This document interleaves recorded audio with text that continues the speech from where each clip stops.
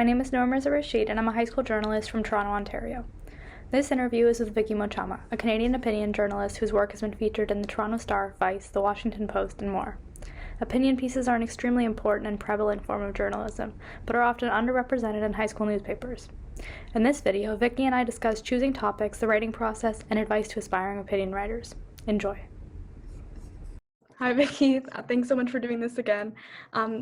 Thank you for joining me today on the Record.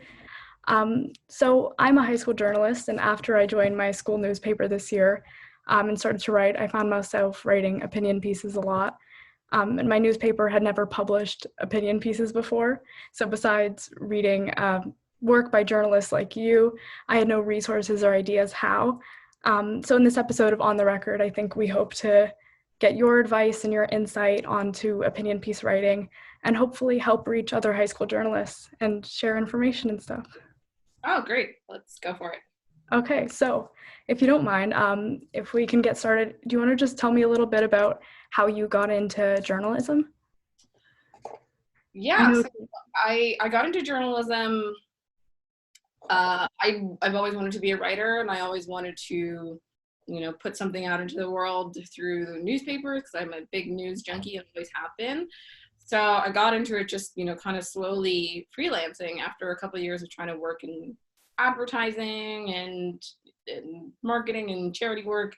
But, writing was always my first love. And so did a bunch of freelancing, got some small part-time jobs in writing. And then I guess like my first kind of big prestige job was being a columnist for Star Metro, which was a free daily newspaper that the Toronto Stars had in their set of companies.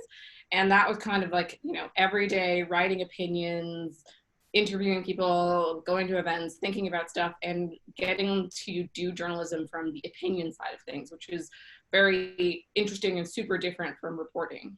How do you decide what topics to write about? Because I've noticed you write a lot about race, gender, politics, and culture. What draws you to those specifically? I think a lot of those things are not really hobbies for me. They're sort of like, this directly affects decisions I make. What happens in immigration policy, not just my ability to cross between borders, but members of my family who don't live here in Canada, they live in the States, they live in Kenya. And so I want to take a look at that stuff because it's super interesting to me. Questions about race and gender have always interested me. I can look at my old diaries from when I was like 10 years old and I'm, scribbling 10-year-old thoughts about it, but it's always been of interest to me. And I think I just get to be fortunate that this is a time where more people in the public are super interested in doing that, because it has always been, a really interesting place where lots of compelling and really thoughtful work is being done. And so I just get to kind of, rise on the shoulders of these giants. But for me, it's always just been like a personal passion. It's always something that has interested me. I see. Yeah, that is really interesting. And then from there, once you pick a topic like that, how does your writing process go? How do you start even? If I'm breaking it down, I have the idea, I have a sense of what I want to say and what I want to write. And then I want to think about what I don't have. What information don't I have? What voices haven't I heard from? What are opposing viewpoints that either might disagree or might change how I think? What are facts that I need? Whether they're data points or whether there's somebody else's lived experience of what I want to write about. What do I know that other people don't know? And so sometimes I think an opinion, and this is the journalism part of it, which is that you have to make sure that you're addressing what people don't know so you can bring them in. So you make sure that, they're sharing with you this opinion experience. And so those are all the elements I think through when I'm writing. And then I think the most important part for me is the conversation or relationship that I have with my editor. Because I'm a fully formed opinion person. I've written all my pieces and I've handed it off to them. And, it's really their job and something that I want to be able to trust them with, that they can make sure that my opinion is refined and that it's thoughtful. If it's meant to be funny, that it's funny. And they're usually, the eye that says, hey, this is missing. This needs more work, or this idea is interesting, but it's an aside and it's taking away from what you're writing. And so, for me, that is the most important part of the process, is that conversation and relationship with your editor. Yeah, that is very interesting. And you mentioned writing funny pieces. And so there was one of your pieces in particular that I really love that I saw on Medium, How Dare You, Kim Kardashian's 40th birthday, an investigation, which from my interpretation at least is part opinion, part investigative journalism in a way, about trying to figure out where they went on vacation. And you go from analyzing the backsplash of an Instagram post by Kendall Jenner to kind of making commentary on the Kardashians' wealth, which is a style of journalism that I really enjoy personally. And I know a lot of young journalists are trying to, learn how to write. So I guess what I'm asking is, what's your advice to somebody who wants to write like more tongue-in-cheek or lighthearted articles that are similar to those? Things like that are really helpful for showing your range. So you might only get the opportunity in a newsroom or at your student newspaper to do, hard-hitting news journalism where you're doing very fact-based work. But, if you have a voice that's different or an idea or something that's like funny that doesn't necessarily fit in somewhere, I always think it's just as useful an exercise to do it for yourself however you think it needs to be done, whether you're making your own podcast or your own newsletter or a little blog that you post to. It doesn't even have to be every day or every week. It's good to have a space to be able to point to publications or editors or anyone who's hiring you and say, yeah, I can definitely do the basics of the job. I can do the journalism of the job, but I also have this to bring. I have these ideas, this style, and this voice.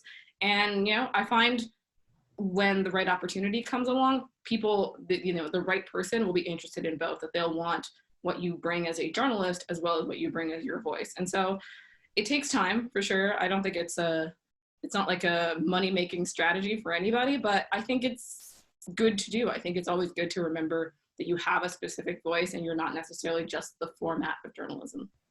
You mentioned the pitching process and getting things published. What about, even just the process of trying to get your work out there? Because I guess publishing on Medium and publishing in actual, publications are very different. So what's your advice on people who are trying to get?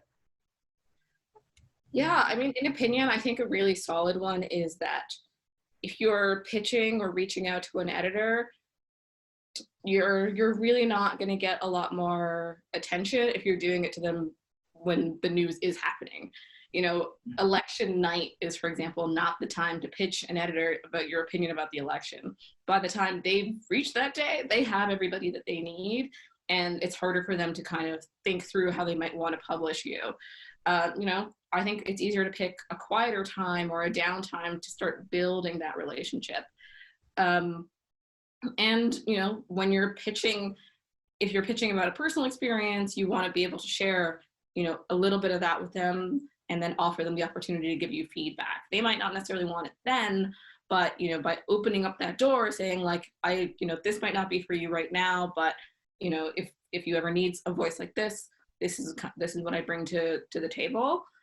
Is super useful. Editors, we kind of have this like very terrible Rolodex in the back of our heads. And so sometimes we have to like really think through like, oh, who do I want for this? And sometimes it'll just come to us like, oh, someone emailed me 6 months ago and I think they're the right person for this. Let me reach back out. And then, making sure to just be as consistent as you can be with the types of things that you're approaching them with. I think it can be really confusing if someone's saying, I'm an editor on I'm an expert at issues affecting the royal family, and then the next thing they pitch you is about cars, and it's sort of like, okay, which one, what do you want me to bring, what are you actually bringing to the table? And unless they're able to like really bridge that for you as an editor, it gets really confusing and it doesn't make it sound like that person's an expert. And a good editor will want somebody who brings a level of expertise. I'd be very wary of editors who accept any pitch you give them, because they're not necessarily assessing what their audience needs, and they're not necessarily thinking about like you as a person. And so you want to be able to say like, that person, I trust them with my expertise and they trust me that I have that expertise. And so that's kind of the conversation that underpins the pitching process, is that you're asking them to believe that your expertise. And so when you send that email or when you're having that conversation with them, you have to be able to bring that expertise and try to have a conversation with them about understanding one another. Thank you so much for doing this. It really does, mean a lot for me as a high school journalist to actually get to talk to somebody who, has experience in the industry, because I am super interested, especially in opinion pieces. So thank you so much. You're very welcome. I think, like just because you're doing high school journalism doesn't mean you can't like do journalism. I have this whole thing about like it's not like being a doctor. It's not like you have to go through med school to do medicine. There are like very few barriers to journalism. And so, if you feel like, hey, I have this experience, this life story, for example, I'm sure you're in the middle of online school or some version of back and forth with your high school. That's an opinion people haven't heard yet. Why wouldn't that be in the Globe and Mail or the Toronto Star?